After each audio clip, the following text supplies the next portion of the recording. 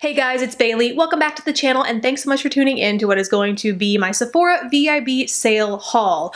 It happened a while ago. You've probably seen everybody else haul their stuff, but if you're new to the channel, first of all, welcome. Thank you so much for taking the time to watch this video. If you like what you see, don't forget to subscribe so that you join the Bailey Bunch and never miss a video. But the way I like to do hauls in general, not just from Sephora, but in general, is take the time to try the products that I buy so that when I show you what I got, I can also give you a mini review or sometimes even a full review as I'm talking about them. So now that that's out of the way, let's go ahead and dive in. First, starting off with stuff that I'm returning. It just wasn't the right shade for me. I bought, and I said I was going to buy this in my VIB sale haul recommendations of what I'm going to buy. I ended up getting the Stellar Limitless Foundation and Stellar Limitless Concealer. And Sephora does tend to, once it knows your foundation shade or the shade that works best for you, it'll kind of guesstimate on the foundations that you're looking at in the future.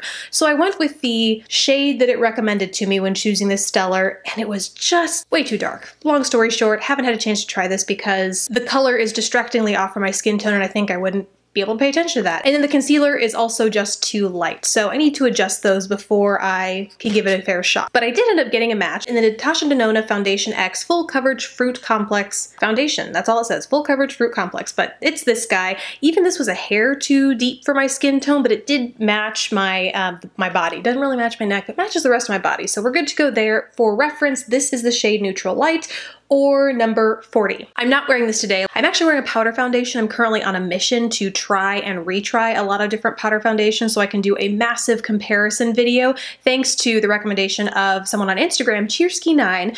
She messaged me saying that she was looking for reviews or roundups, things like that, and it just didn't, there weren't a whole lot of them, and so currently on a mission to do that. We'll see how long it takes me, because I'm not kidding, guys. After this, I placed a separate order at Sephora because this haul got me a 10% off because I think I earned VIB with this haul. It's no regrets, right?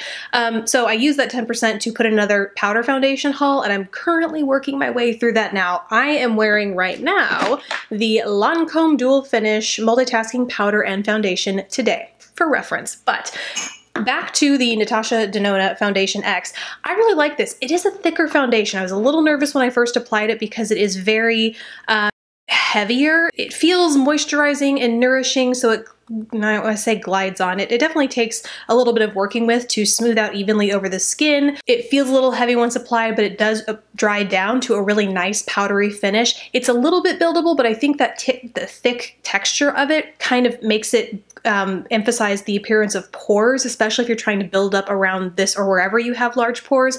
I personally found, and I think it's due to that thick texture, but the longevity of this stuff is insane. You apply it, it sets, it gives a natural, despite being thick, I think it looks pretty natural on the skin, and then once it's there, it lasts all day. Overall, very impressed with this. I don't think it's for everyone. Like, if you don't like heavy textures, this won't be for you. If you don't want full coverage, this won't be for you. I don't find it's completely full coverage. Like, there was some subtle hyperpigmentation that kind of crept through that I didn't feel like I could layer over without it developing that cakey texture. So I wouldn't say it's like Marc Jacobs, what's the one? The Remarkable foundation. It's not that level full coverage, but it gets there and it is buildable. So overall positive experience with that guy.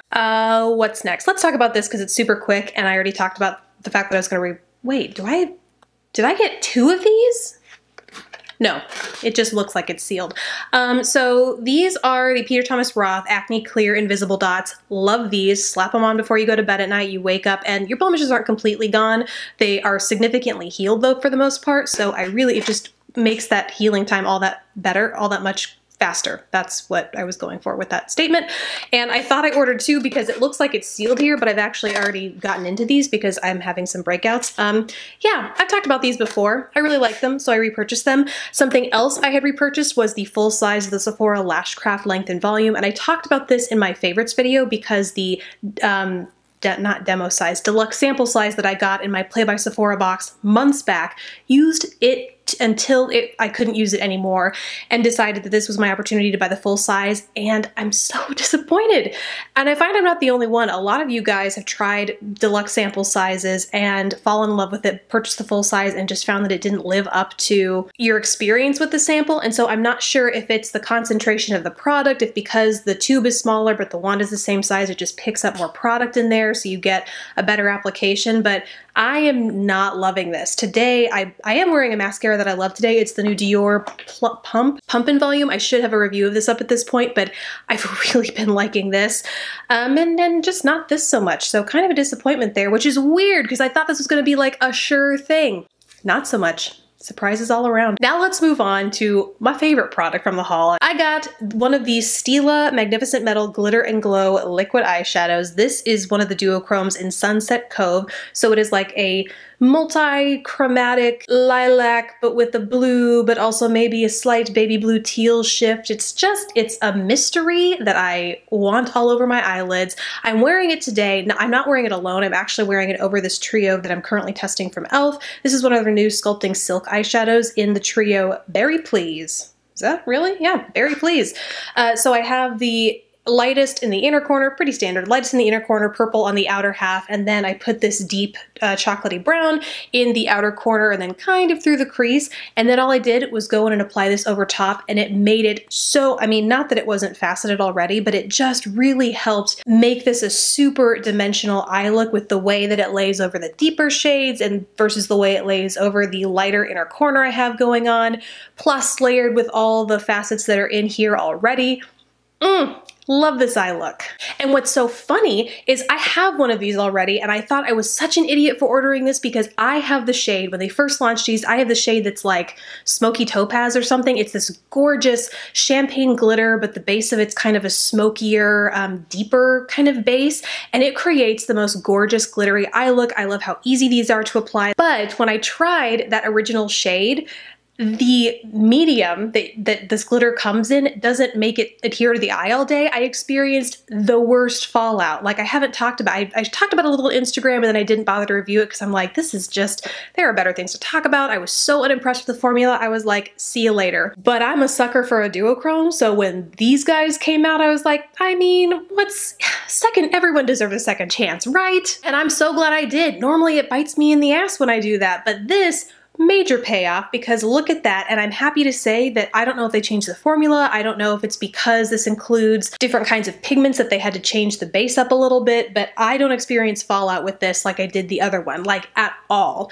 Maybe it's because this is more of an iridescent, like these are much more finely milled glitters or shimmers or things like that, and those are a little bit chunkier and so they just don't adhere to the eye as well. I don't know what the difference is, but I'm here to tell you that there is one, and that if you were eyeing these but kind of put off because of the quality or the lasting power of the first round, don't be. These are so good, in fact, that I'm compelled to buy the rest. I think there were 3 or 4, maybe 2, I don't know. There are more shades within this duochromatic or multi-chromatic collection that I'm pretty compelled to check out now because I'm so impressed with this. And what's nice is with something like this, yes, it looks very dramatic and poppin' on top of somewhat colorful or deeper shadows, but I've worn this alone and it's much more subtle. The base is a little bit more sheer, and so the glitter just looks like this iridescent, like mermaid eye. I don't know. I'm digging it. I'm feeling it. What do you think? Speaking of prismatic chromatic goodness, I also picked up the Cover FX Custom Enhancer Drops in Halo. This is the pearly base with kind of an ultraviolet blue purpley shift sort of thing. If you've noticed that I've had some odd things happening on the back of my hand, it's because that's what is on here. These perform just like the other Custom Enhancer drops do. The highlighters, not the bronzers. I am not a fan of the bronzers, but do love the highlighters. Perform just like that, but this was kind of a trickier shade because it's very cool. I have neutral undertones, and so I tend to be able to swing-ish one way or the other, warm and cool, but this is very cool. And purple, not necessarily a natural kind of color that you would see coming from a more neutral skin tone like mine. So the first time I wore these, I put them on alone, and I found that that purple was just a little too strong. It just did not tie the whole look together, even though I had chosen colors in my look to go with this. It just looked a little too weird and unnatural on my skin tone. But what I have found is that if I layer it over something a little bit warmer, like I put on a gold highlight underneath and I put it over top, it creates a really nice, subtle, cool highlight. Like especially paired with the purple lavender in here. I really like the way it complements it, and it gives that really, you know, that signature boom in your face highlight that the Custom Enhancer drops are known to provide. So I really like it. I don't think it's a must-have for everyone because it definitely takes some working with if, you know, purple highlight isn't your thing, but it definitely adds like an interesting dimension to your look. And last, I picked up some Bite Beauty cream lip glosses. One is what I am wearing today, and I actually wore recently in, I believe it was the Becca Chrissy collab palette review. This is what I was wearing, and this is in the shade Pink Pearl. But then I will also have a demo of me trying on this guy, which, I mean, how could I not get this? It's Peacock Pearl. I have never seen a lip color in this shade where it has like this deep base, but then again, with the multi-chromatic, it has like teal and purple and green, and I mean, how can you say no to that, right? So these are interesting. They come with a lip gloss applicator, and they have that signature like delicious, fruity Bite Beauty scent. So amazing. But they have a thicker texture. You apply them and they feel like a thick lip gloss, not in a goopy sense, although they are slightly tacky. Like if you get it on your fingers or something, it definitely is tacky, but not so much that it creates the strings in between your lips when you talk. It just like suctions to your lips. It like hugs your lips, if that makes sense. And then you go to apply it, and I noticed with the deeper shade that there's a little bit more patchiness. It takes a little bit more working with and more applications to layer up to make sure that you're getting a fully opaque and not patchy application. And then when you like go to blot your lips like that, right? It kind of moves the product around. And so I found myself having to, you know, go and fix that and then try and keep myself from blotting my lips like that. It's less noticeable with the lighter shade, but just something to keep in mind if you do get this deeper shade, it moves around a little bit. And despite having or looking like it has a deep base, it's not opaque. Once they're on, I notice a little bit of a gritty texture. It's not super noticeable, but it's definitely not as smooth and textureless as a lip gloss or something like that. There's just a little something there that I can detect. They last for a good long while though. I think that sticky texture really helps them adhere to the lips for a longer period of time than like your average lip gloss, but they don't dry down totally matte, so you are going to notice some transfer. You are going to notice some wear throughout the day. The shimmery, like those kind of finer, grittier pieces fall into your lip lines. If you've ever worn like a shimmery or glittery lip product, and you'll notice that the color's worn away, but then there's some iridescence and like textured glitter left on your lips and in your lip lines, that is exactly how these look, which kind of gives the illusion that you're still wearing your lip product, but kind of not. Overall, I just wouldn't say they're must-haves in my book, not like some other cult classic Bite Beauty lip products are, like the Agave Lip Mask or the Amuse Bouche lipsticks. Those are absolutely worth it to me. These, not so much. I think they're kind of novel as a lip topper, especially like the deeper shade. You apply it over something deep, dark, vampy, I think it'll transform.